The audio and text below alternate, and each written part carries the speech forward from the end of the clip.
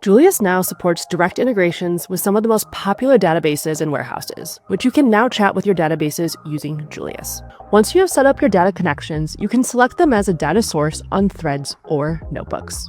On Threads, simply select the specific data connection from the top bar right next to the programming language picker.